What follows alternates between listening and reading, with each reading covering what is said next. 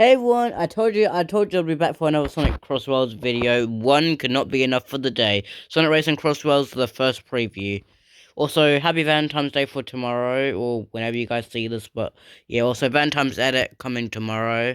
So stay tuned for that on the channel. But yeah, today we react to Sonic Racing CrossWorlds first preview. Let's do this. Let's get the Let's see what out of the way first. Sonic Racing CrossWorlds feels closer to Sonic and All-Stars Racing Transformed era. Oh, nice. Also, that was a very good game, by the way.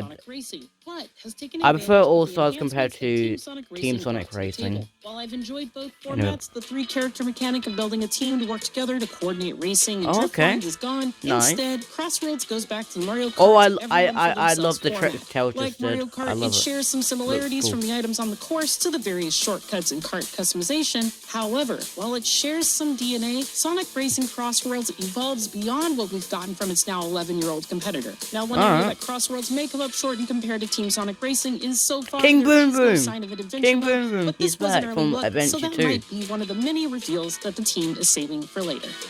The gloves bounce off walls or hum on opponents, being the most one-to-one example to the shells in Mario Kart, and the customizable car parts and wheels like we got in 8, there is still enough here to help CrossWorlds stand apart from the crowd, though.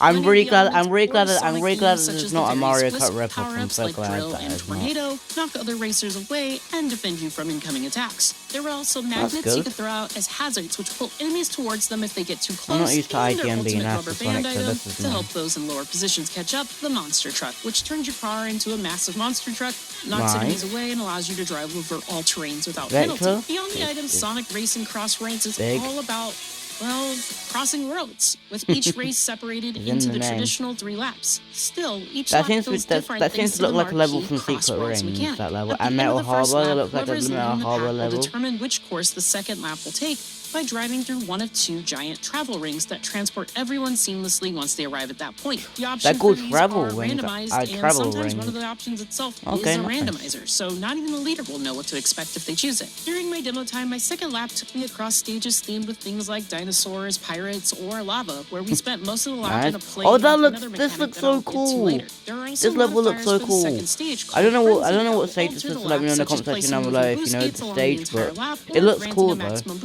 After drifting for only a split second and making the whole lap feel like I was back in the days of the snaking that plagued and ruined Mario Kart DS. Thankfully, frenzy modifiers are random, and across my 15 or so races, the instant boost frenzy only happened once. The stage looks, I'm not worried at all about like a lot of an fun. issue in CrossWorlds. After finishing the second lap, another transport ring seamlessly sends players back to the original course, but with some minor but effective changes to the course layout in key areas. Definitely Courses like Metal Harbor evolve, where you have to drive around the outside of a rocket launch pad on lap 1, but on lap 3, the rocket is launched as it did in Sonic Adventure 2, replacing it with a steep half-pipe ramp that allows players to perform as many air tricks as possible to gain a considerable speed boost when landing on the opposite side. That's awesome. And that's just one example.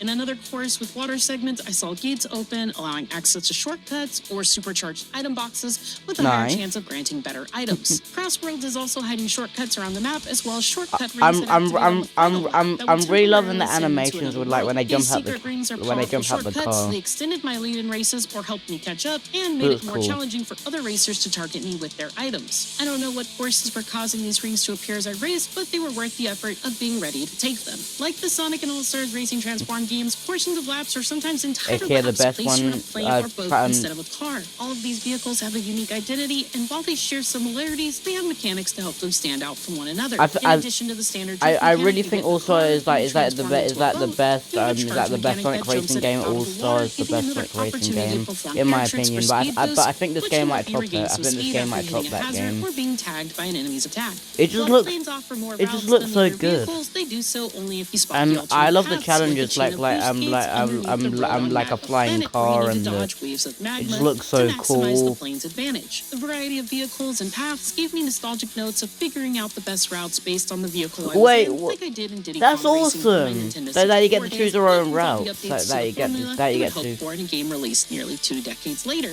While I was playing, I spotted some incredible inclusions spanning multiple generations that longtime fans of Sonic will be excited about. Oh, I can't wait. The roster of characters shown so far ranged from the expected heroes and regular all-stars, Sonic, Tails, and Knuckles, to less frequently playable characters like Zaz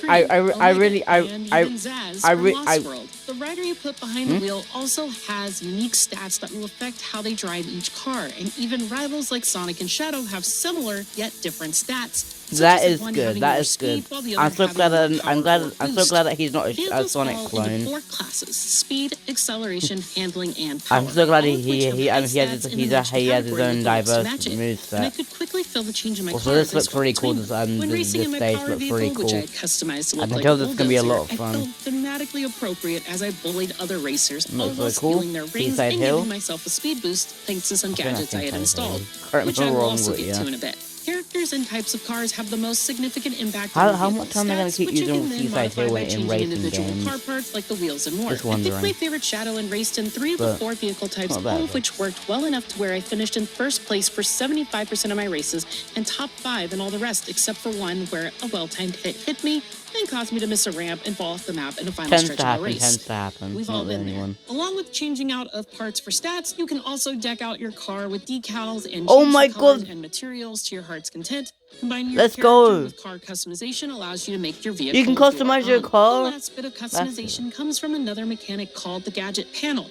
It's a powerful tool for changing how people race, granting abilities like an increased chance of getting certain items, adding a 4th level to the drift boost gauge, I just saw Zaz over that. I just saw Zaz. Every ability costs anywhere from 1 to 3 I haven't seen slots, Zavok yet. I haven't seen Zavok yet, which is good. For a maximum of 6 slots. I started with only 2 slots, but after a few hours of racing, I increased this to 5, giving me more options to slot in new abilities that changed how I approached races. Early on, I had opted for an ability that allowed me to grab rings from a greater range, which took abilities that would give me a boost when colliding with other racers, while also stealing 10 rings from them to help me reach my top speed sooner, and also slowing my competition. Fortunately for my competitors, and unfortunately for me, they caught on to my antics thanks to the ability to see other racers' builds before a race, and shortly after implementing that strategy, nearly everyone else copied it, plunging our races into chaos like a 12-player game of bumper cars. Needless to say, this was a ton of fun as we all kept trying to ram into each other to get out in front of the pack.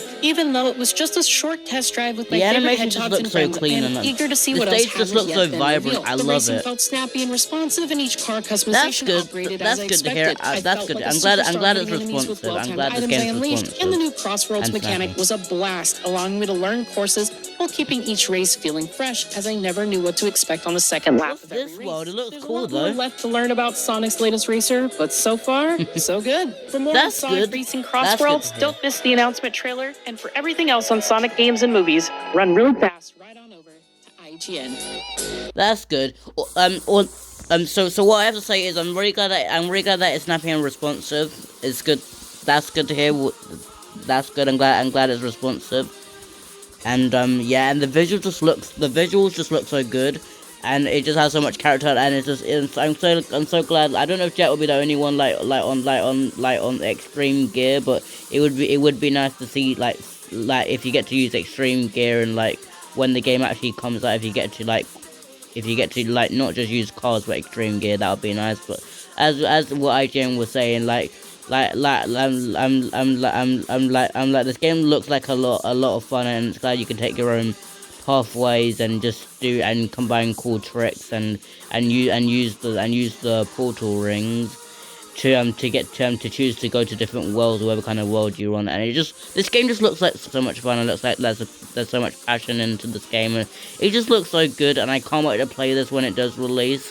And yeah, and I think there's a demo or something. I think like for PlayStation people. I have a PlayStation, but I want to get this on Steam. So yeah, I'm gonna add this to my wish list. But yeah, I can't wait to play this game. Stay tuned to the channel so you don't miss my thoughts, and so you don't miss me playing the game when it releases.